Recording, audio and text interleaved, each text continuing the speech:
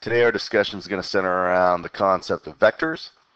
Um, Essentially, a vector is just some kind of a quantity with what we call a magnitude or a length and a direction or some angle from a given point. Now, the concept of vectors, application-wise, is often used in physics, and it usually describes forces and how they react on other forces. And we do that in a actual visual way using these arrows and certain directions. An example of a vector in real life would be a plane's moving at a certain speed and it runs into a wind coming from a certain direction, and what effect does that wind have on the plane? And you can do that with vector drawings. Essentially, we're going to do all the mathematics related with that. We'll have a little bit of applications thrown in about a week or so, but for the most part, we're going to set up all the mathematics necessary in order to deal with vectors. So again, here's our vector. It's in some direction, and it has a certain length. A couple other vocab words. Standard position for a vector is starting from an origin and relative to the positive x-axis, it's going to rotate counterclockwise in some angular measure. All right. The arrow represents what we call the tip of the vector, and the originating spot of the vector is the tail. Now, in order to name a vector, there's a couple of different ways we do that. Commonly, vectors are named in points, and the points can be twofold. One in what we call polar form, and the other what we call component form. Some people call that rectangular form as well. Polar form gives us the actual magnitude, which is 4 in this case, and the direction it's drawn at. Whereas rectangular form doesn't give us the magnitude or really the direction in terms of an angle. It gives us a coordinate point. All right, so this is more like an x and a y, where in the true sense of defining what a vector is, something with a magnitude and direction, the polar form does that for us. The thing is, though, doing the mathematics with vectors is more convenient in the component form. So commonly, we will take and convert something that's in polar form to rectangular or component form to get the problem done. Now, if we want to talk about opposite directions of vectors, there's some uniform ways in which we do that. To name the opposite of B, or to go in the opposite direction, we call the magnitude a negative. And what that does is it says go in the opposite direction. All right. And if we wanted to go in the opposite direction of a coordinate point, we just take the opposite of the x and the y values to get the opposite of B. Now, vectors are commonly named by their relative position to the origin. Now, as you can see, all the vectors I have drawn here don't originate from the origin. They originate from somewhere in space. But what we want to do is we want to pretend that each of these tail parts are translated down to the origin.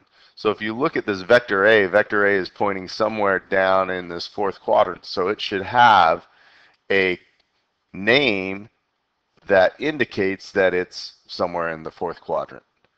These are both the points of the tail and the tip. In order to name that vector, so vector A can be named by taking the coordinates of the tail and subtracting those from the coordinates of the tip. And we'll start with our x values. And notice the notation. We have this little, almost looks like a greater than less than sign to tell us that's a vector. All right, so I'm going to take the x coordinates of that tip, which is -1, and subtract from that the x coordinate of the tail, which is -4.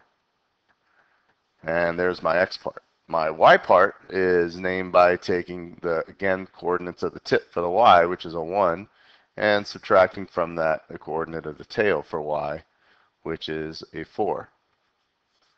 This yields a +3 and a -3.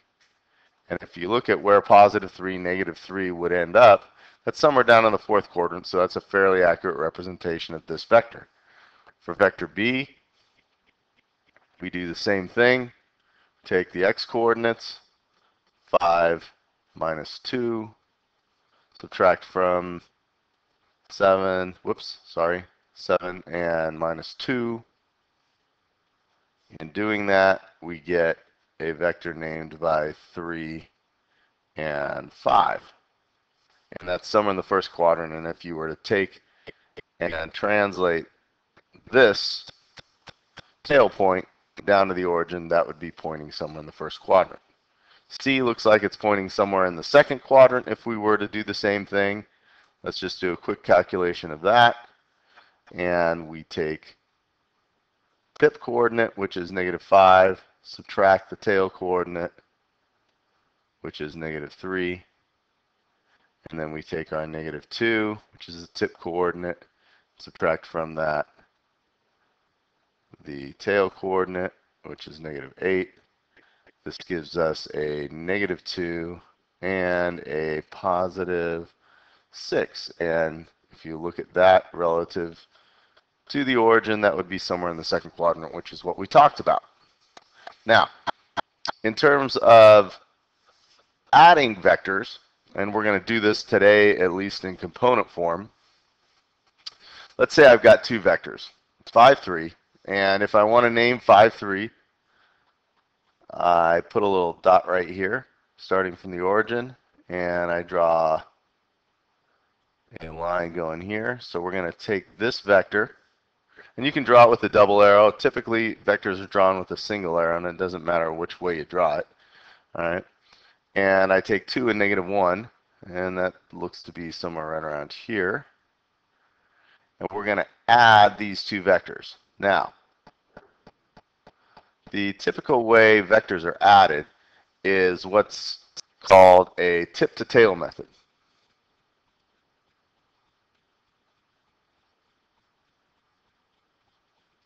And in the tip-to-tail method, what you end up doing is starting with one vector. Since addition's commutative, it doesn't matter which vector we start with.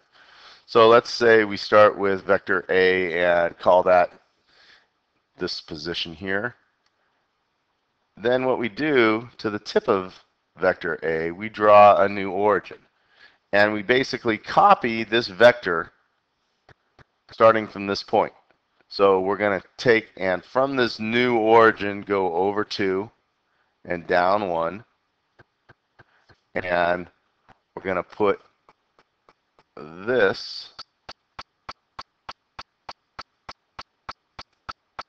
here. That's not very good. We'll call it that here and call that vector B. Remember, we said earlier we can draw vectors anywhere in space, and as long as they translate back down to the origin and look the same, they have the same relative positioning.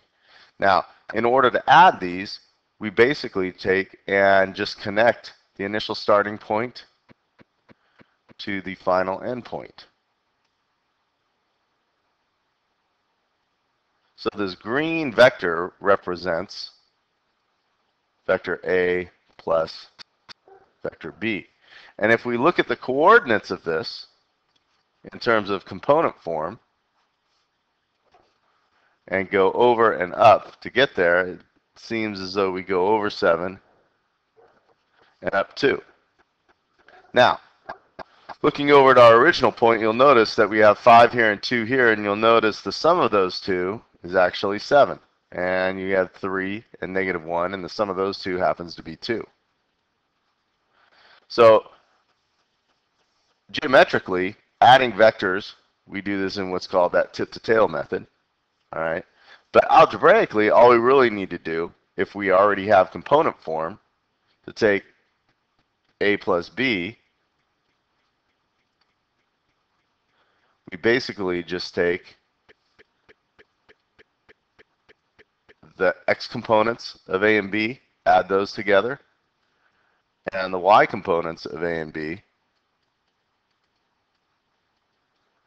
add those together, and we have the sum of the two vectors. It's that simple. Now, when we talk about vectors, like we said earlier, we talk about some angle theta and some magnitude. Now, when we're given things in component form, we don't have those values. We have what's called the vertical component and the horizontal component. So once again, if we're in this polar form that we talked about before, you're going to be given some magnitude and direction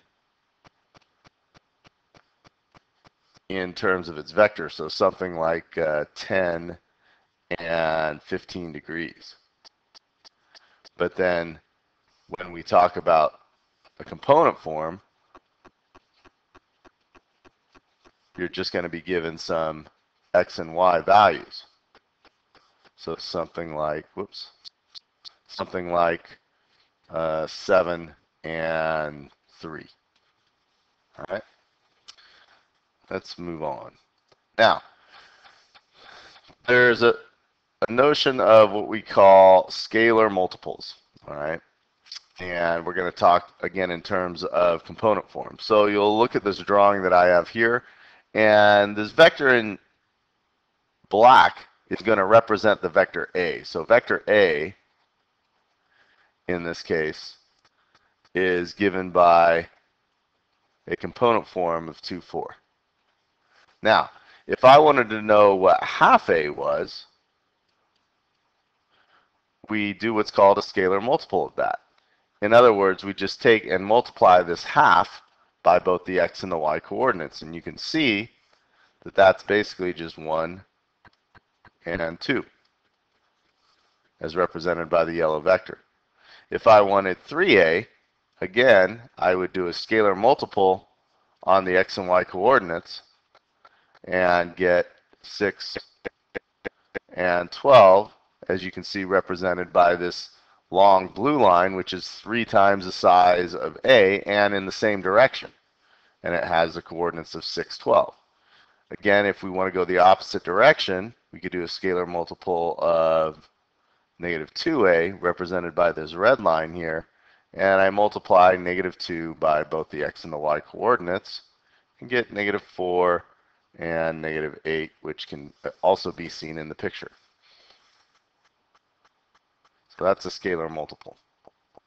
And you'll notice what it basically does is just multiply the length of the given vector by a certain quantity, but it keeps the vector in the same direction.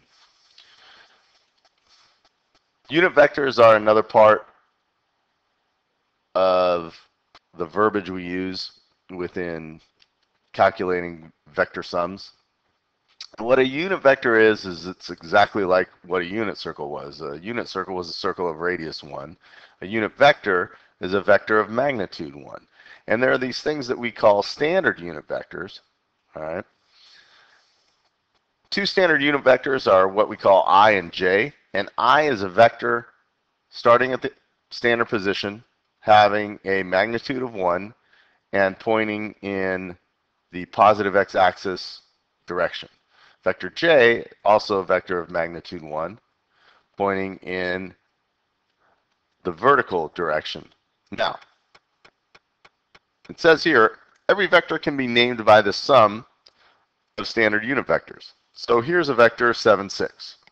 Now, if I want to express this as the sum of standard unit vectors, what I need is I need some I value plus some j value.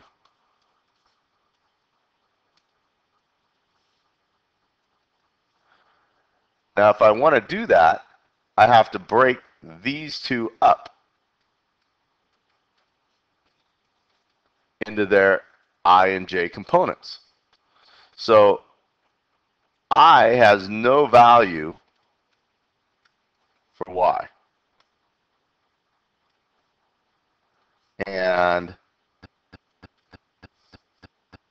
j has no value for x.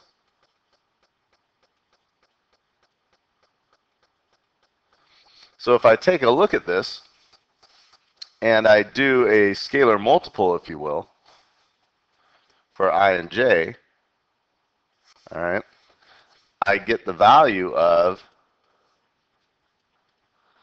7i and 6j. That's simple. All right. If I wanted to express, let's say, the vector 2, -4 in terms of its standard unit vectors, I'd say that's 2i minus 4j. Because once again, 2i is 2 and 0, and 4j is 0 and -4. And adding those together, I get 2 and -4. Not difficult.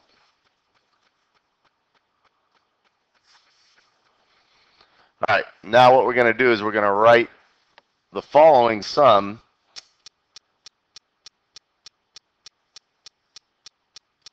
for A and B. All right. Now, in this case, A and B represent points. These are not vectors. All right. So we're going to look at sum point 23. Let's call this right here. Call that A. And B is going to be at 720. And this is going to be a vector in the end. Now, if I want to name this vector, we've already gone through this process.